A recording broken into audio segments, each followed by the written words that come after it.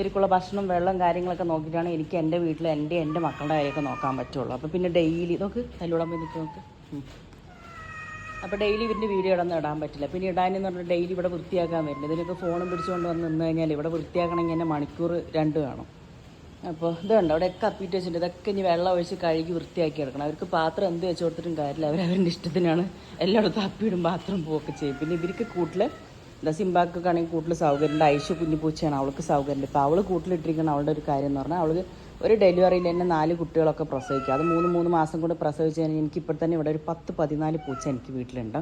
ഇതിനിടയ്ക്ക് ചിലവർ കമൻറ്റിയുടെ വീട്ടിൽ പൂച്ചകളുണ്ടോ ഏറ്റെടുക്കുമോ നോക്കുമെന്ന്. എനിക്കിവിടെ പൂച്ചകളെ കൊണ്ടുവന്ന് വളർത്താൻ ഞാനൊരു പാവമാണ്. എനിക്കേ ജീവിക്കാനുള്ളത് ഞങ്ങൾ കണ്ടെത്തണോ ഞങ്ങൾക്ക് ജീവിക്കാനുള്ളത്.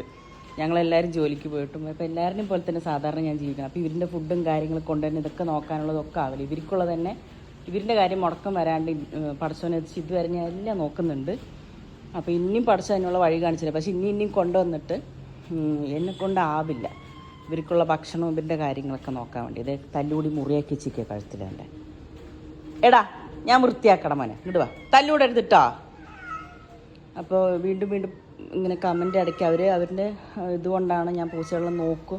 ഈ വീഡിയോ കാണുമ്പോൾ അവർ വിചാരിക്കുന്നു ഇവിടെ എല്ലാ പൂച്ചകളെ കൊണ്ട് നോക്കാൻ പറ്റും, അപ്പോൾ നോക്കുന്ന ആളാണെന്ന് പറഞ്ഞിട്ടാണ്. പക്ഷെ നോക്കാനുള്ള മനസ്സൊക്കെ എനിക്കുണ്ട്. പക്ഷേ അതിനുള്ള സൗകര്യമില്ല. ഞാൻ ഇരിക്കുന്നത് വാടക വീടാണ്. പിന്നെ നമുക്ക് നമ്മുടേതായിട്ടുള്ള ബുദ്ധിമുട്ടും ഇതൊക്കെ ഉണ്ട്. 5-6 മാസമായിട്ട് ഞാൻ സുഖമില്ലാണ്ടായിട്ട് ഇത് എപ്പോഴാണ് എണിച്ച് നടക്കാൻ തുടങ്ങിയിരിക്കുന്നത്. 1 മാസമായിട്ട്.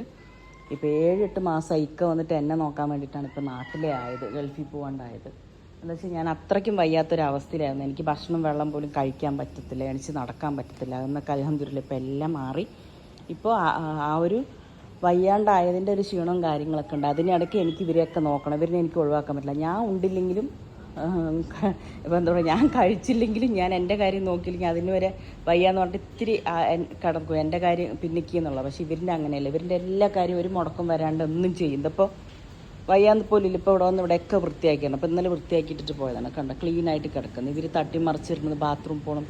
ഫുഡിൻ്റെ വേസ്റ്റ് ഇതൊന്നും നമുക്ക് പ്രശ്നമില്ല. പക്ഷെ എന്താണെന്ന് വെച്ചാൽ ഇവർ ടോയ്ലറ്റിൽ പോകുന്ന വൃത്തിയാക്കാനാണ് കുറച്ച് ബുദ്ധിമുട്ട്. സ്മെല്ല് ഇതൊക്കെ ഉണ്ടാവും. പക്ഷെ ഞാൻ എൻ്റെ ഇഷ്ടത്തിനാണല്ലോ. ഒരു പൂച്ചനെ തുടങ്ങി ഇപ്പോൾ 10-14 പൂച്ചയായി. ഇതൊന്നും ഉണ്ടായിരുന്നു കുറേ എണ്ണം. പിന്നെ ഇടയ്ക്ക് സുഖമില്ലാണ്ടൊക്കെ അങ്ങനെ മരിച്ചു പോയതാണ്. അത് മനുഷ്യന്മാരിനെ പോലെ തന്നെ പടച്ചോൻ നമുക്ക് ജനനവും മരണം തരില്ല. അതുപോലെ തന്നെ അതുങ്ങളിൽ പടച്ചത് പടച്ചോനല്ലേ. അവരുടെ സമയമാകുമ്പോൾ അവർ പോവും. അങ്ങനെയാണ്. അപ്പോൾ ഇതാണ് നമ്മുടെ പൂച്ചൻ്റെ കാര്യങ്ങളും ഇതൊക്കെ. ഞാൻ ഇവിടെ വൃത്തിയാക്കട്ടെ. ഫോൺ അപ്പുറത്തുകൊണ്ട് വെച്ചിട്ട് വേണം എനിക്കിവിടെ വൃത്തിയാക്കാനായിട്ട്. ഇപ്പോൾ തല്ലൂടാനാണ് വന്ന് നിൽക്കുന്നത്. ഞാൻ ആ കൂട്ടി കയറ്റി വിടും. പിന്നെ അവൻ്റെ നിന്ന് കൊണ്ട നീ അവിടെ കിടക്കും. നിൻ്റെ അഹങ്കാരം അവിടെ മാറിക്കിട്ടും.